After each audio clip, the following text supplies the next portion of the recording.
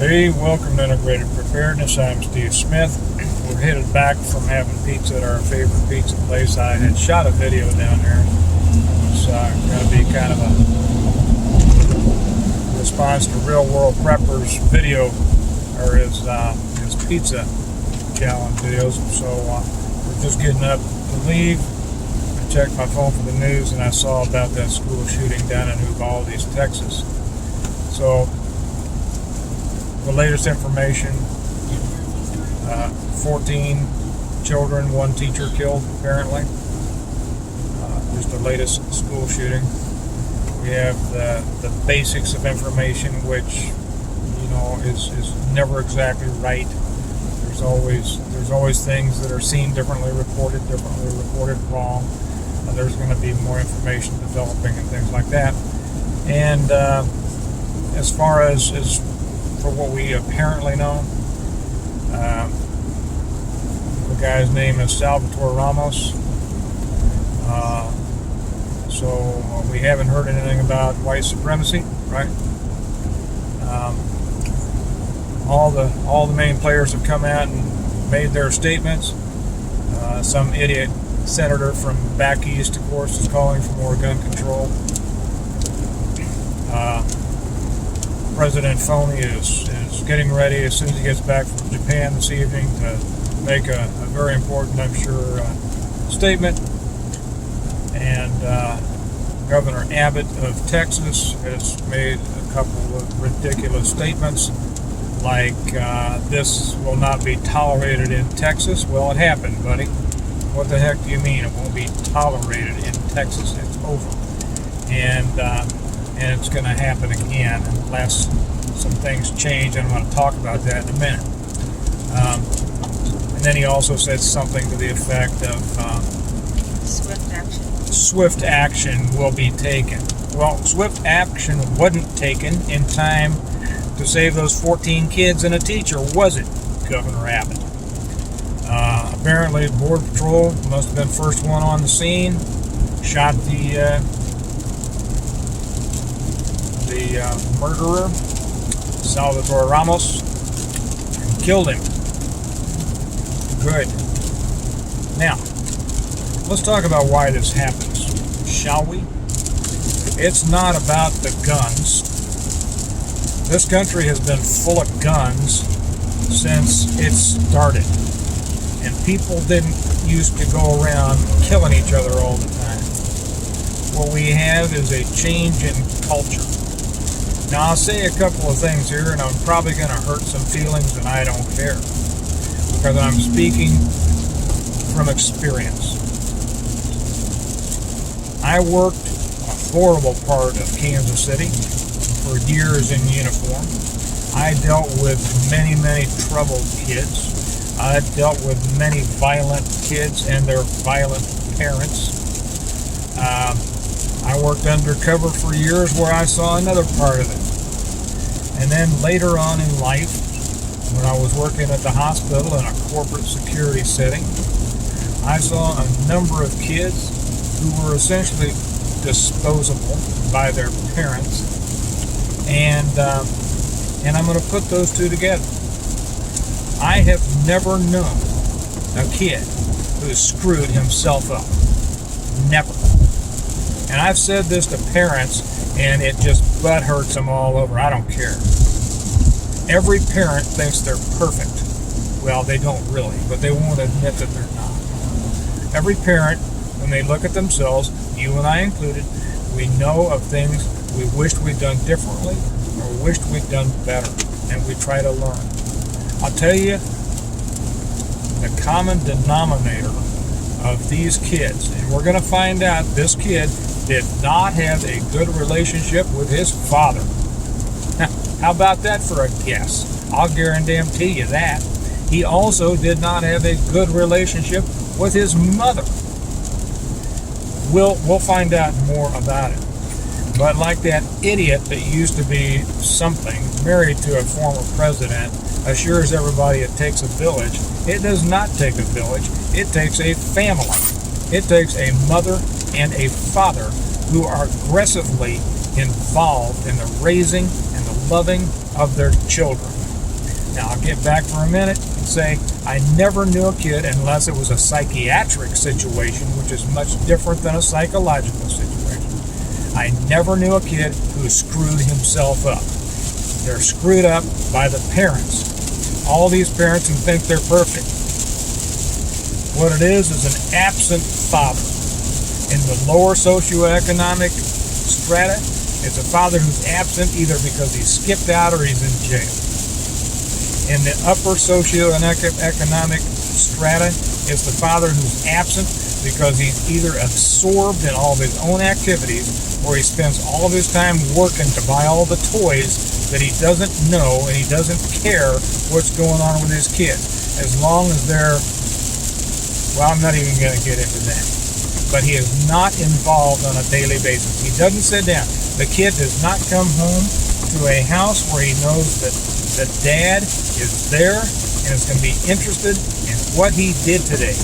And also a father who lays down expectations, who deals out proper, appropriate, loving discipline when it's necessary, and who just covers them with every bit of love they can possibly come through.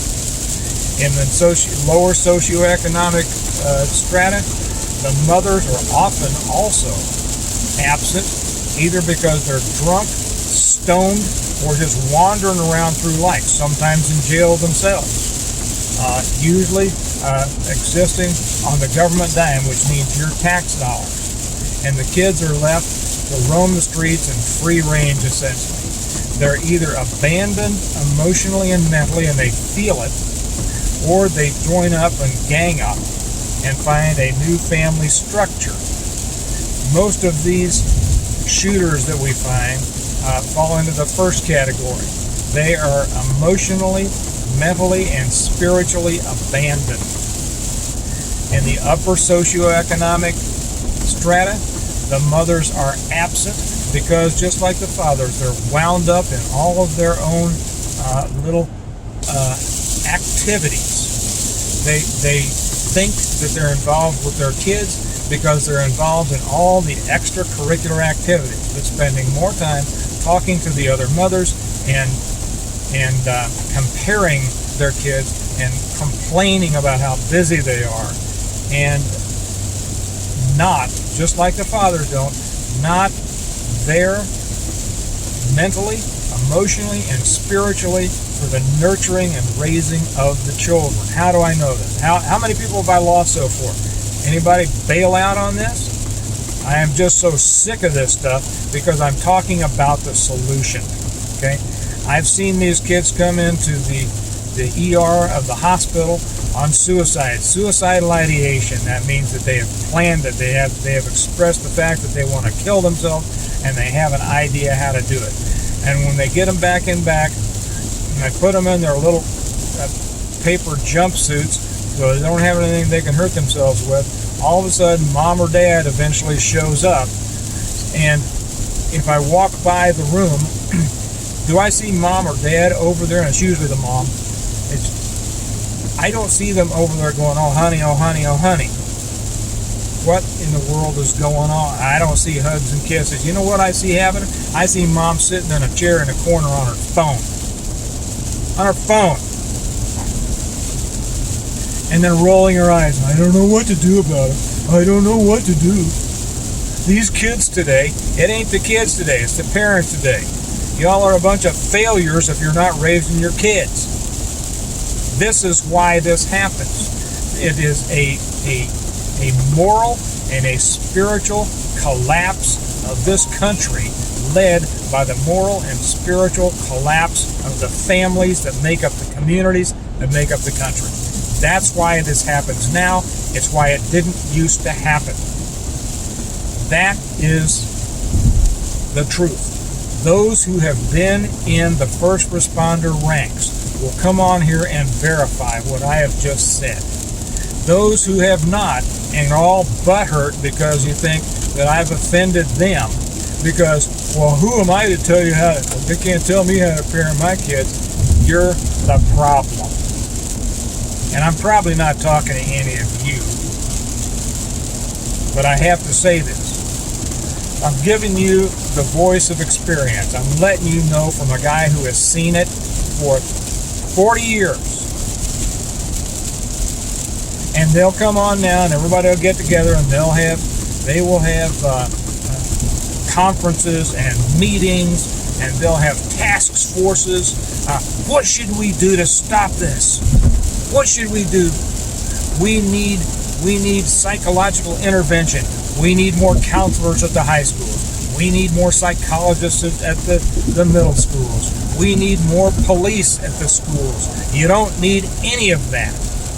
What you need are involved, caring, loving, responsible parents. And because we have so many in this country who aren't, there's no coming back from this. This country needs a moral and spiritual enema. And until it gets it, this stuff will continue. The answer is not more gun control. I told you what the answer is. This stuff just makes me as sick as I'm sure you all are. But this is the problem. It's not the gun. It's never the gun. And it's rarely the kid. You want to find out what the problem was here? Look at the parents. Because you know why? Most kids aren't doing these things, are they? Why? Because most parents are taking care of their kids. Right? Just like I'm sure all of you are. Okay, that's my rant. I had to get it up. I'm going to watch and see what's going on with the rest of this news, but they're going to come out with everything wrong they can. They're going to talk about how it's the guns. They're going to talk about how it's the close down of the schools. They're going to give you every single excuse except the reason why. Because you know what? They don't want to do anything about the real reason for this.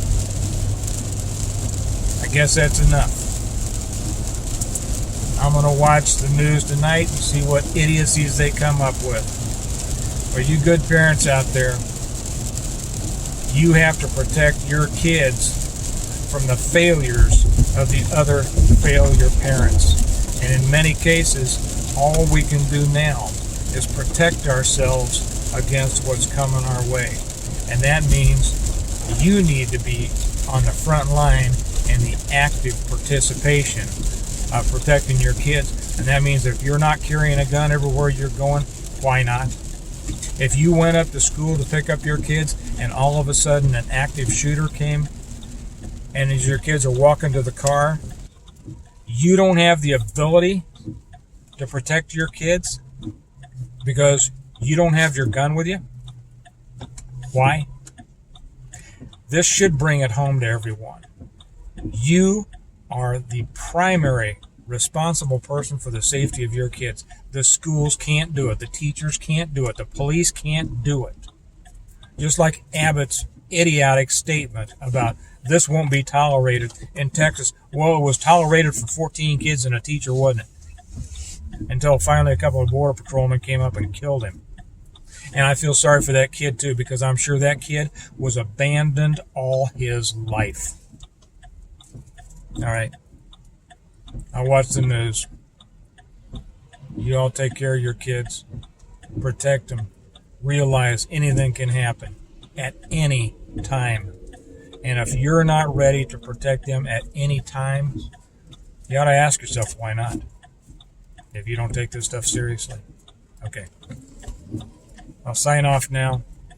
I'm not going to give my normal closing. This is too serious. This is about preparedness. This is about the essential preparedness. Your preparation, if you're not prepared to defend yourself and your kids today, what good is your preparation to defend them and protect them for something that's way down the road? This is your first line. I'll talk to you all later. Bye-bye.